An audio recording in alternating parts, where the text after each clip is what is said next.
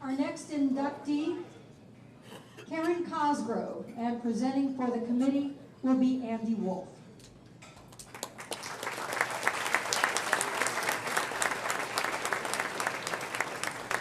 Karen was and is a pioneer for Cincinnati women's running.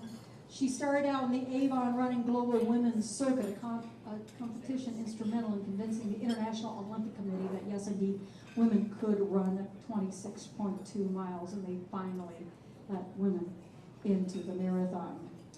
She had a marvelous string of success in running in the late 70s and early 80s. In 79, she finished 8th in the Boston Marathon, 4th at the Avon Women's Invitational 30K Championship, 10th and the second American at the Avon Women's International Marathon Championship.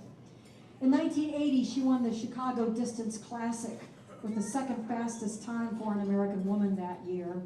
She ended that year ranked 12th in the world for the marathon.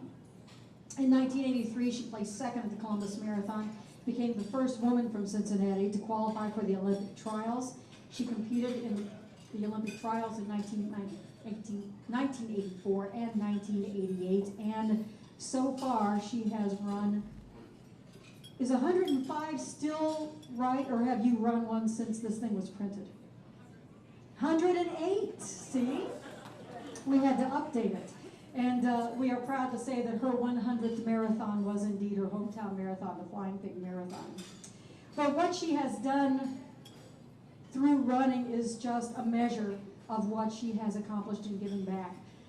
Many of you here in this area may know Karen from training hundreds and hundreds and hundreds of runners through leukemia, lymphoma, and team and training. In 18 years of coaching, she has guided more than 9,000 people across the finish, many of whom, just like everybody else, they're every man and every woman who never thought that they could run a marathon until they got into that program. And from that, Karen has developed her own program, Miles That Matter. It's a sports training program she developed to coach women, men, and teens to run, but not just run to accomplish going over the finish line, but running to accomplish so many personal goals, what you want to give back, a sense of well-being, and a sense of community. It's not just getting over the finish line, but it's the whole wellness part of running. That's what Karen has devoted herself to over these years, and that's what she has devoted herself to now. I am very honored to consider her a friend, and she has been somebody whose career I have watched, I think, since the beginning. And we're very proud to have her here and very thrilled to have her as a member of this inaugural class. Ladies and gentlemen, Karen Cosgrove.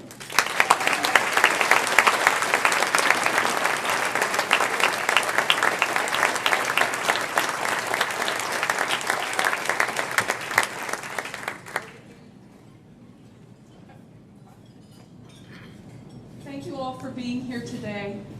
I truly have to tell you, this is an honor for me.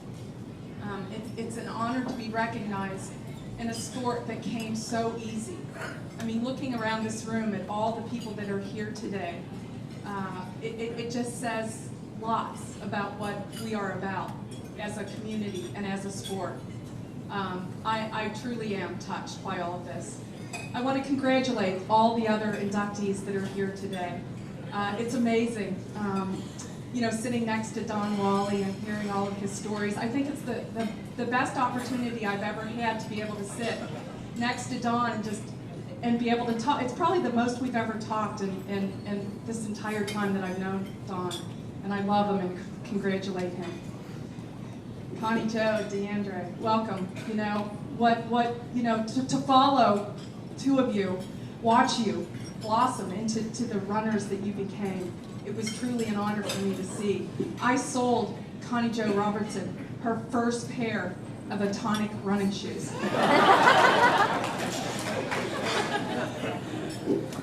And then, of course, Bob Rocker, who I had the honor of working with for 16 years and watching him do the things that he's done in our community. It was truly a blessing. But some of the things that I remember about Bob, one of the most important things that I remember about Bob and Mary Ann is the fact that they supported me in all the things that I wanted to do. And I truly thank the both of them for doing that for me. Thank you from the bottom of my heart.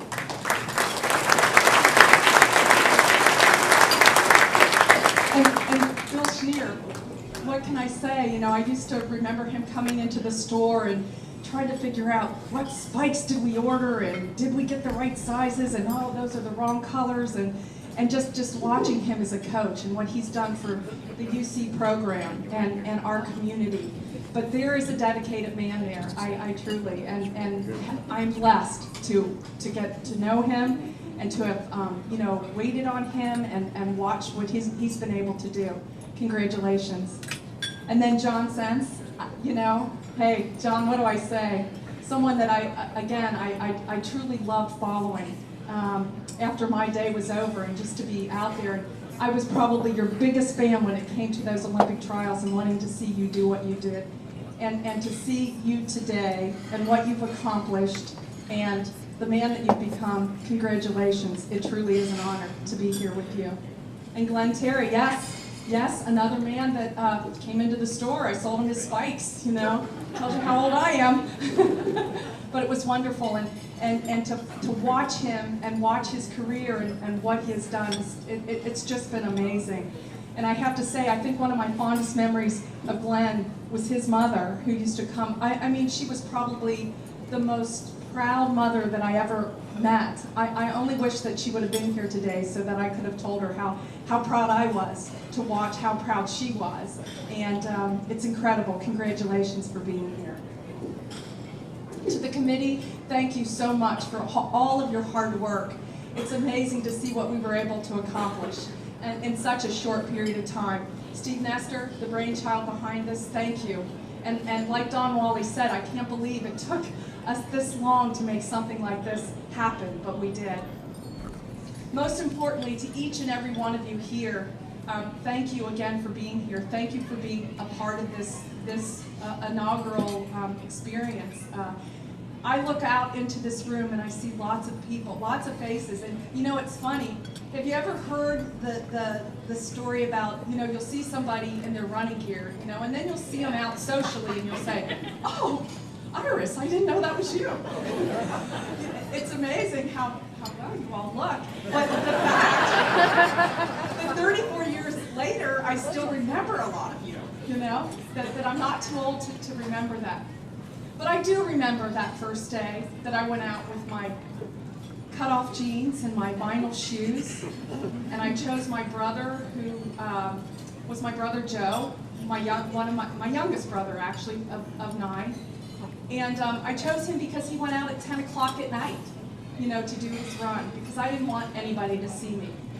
And the irony of all this is that what started me to be able to do this was I picked up a magazine after watching Frank Shorter win the gold medal in the Olympics and thinking, gosh, how neat is that? I get to see this guy win a gold medal. Wouldn't it be neat to do that? And wow, you know, Nike's after him, and he's going to have all these big contracts and make all kinds of money, and I'd love to do that someday.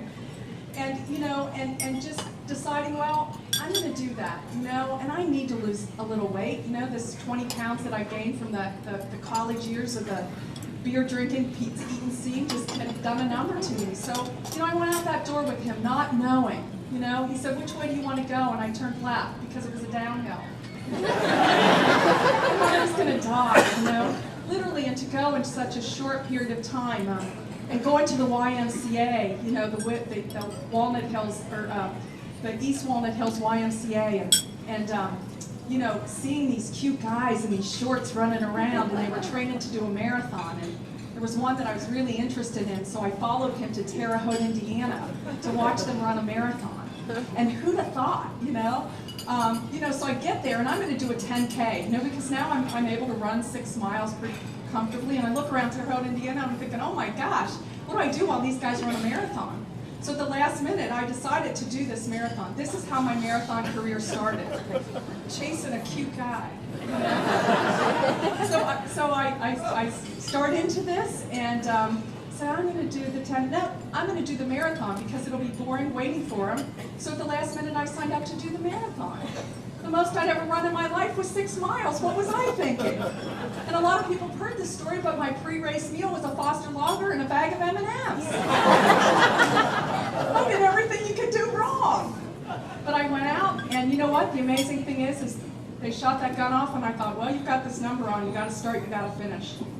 And I did. And that was the start to my career, and I learned some very valuable things from that.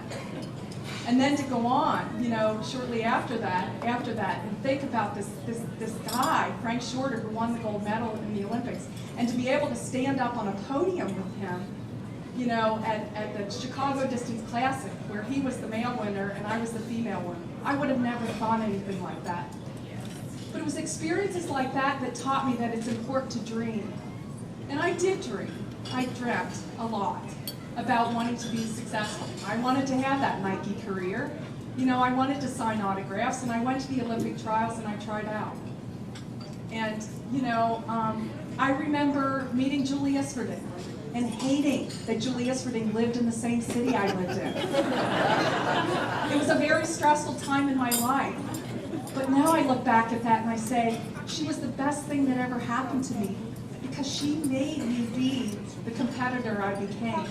She brought out the best of me. She made me run harder and faster. She made me prove to myself. So I thank Julie for that. I didn't make the Olympic team, she did, but what she brought out of me was incredible. So, you know, hats off to Julie Isferding and what she was able to help me accomplish. I remember getting pregnant, having children. I remember my father saying to me, that's not good for you to do while you're pregnant. You know, you shouldn't be running while you're pregnant. Is that really good for you?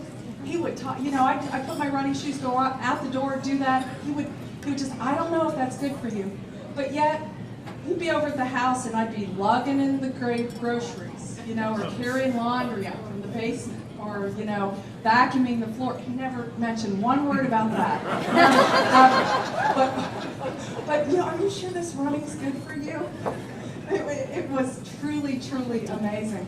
But he was a man that taught me to work hard and you know, go after your dreams. And so I did, even though he didn't like that I ran during my pregnancy. And then to run, you know, 7 months after the birth of my second child. And you know, go to the Olympic trials thinking, wow, this is such an incredible experience to be here with. I don't think there's ever been a field assembled since that first Olympic trials quite like the women that we had there. But we were the pioneers. We were truly the women that got things going. And I remember Catherine Switzer saying to all of us, you know, someone said to her, why the marathon? Why don't we go after the 1,500 meters or you know, the 5K or something like that? And she said, no, we have to go after the marathon. Because if we get the marathon in first, everything else will follow. And she was right. And I remember in 1982 when they announced, the Olympic Committee announced that they were going to finally put the women's marathon into the Olympics, and everything just followed with it. So, you know, I was proud to be a part of that. I remember lots of people that are in this room tonight that have supported me through my years with team and training. You know, and the fact that I had the privilege to be able to coach them and help them cross the finish line. And how it changed, you know. I can remember the first couple of teams that we did for team and training, and it was a lot of serious runners. They all wanted to qualify to go to Boston and do all these things. And then all of a sudden it started changing, because the beauty of this sport is that I think there were a lot of people out there that realized that they could go out and do this.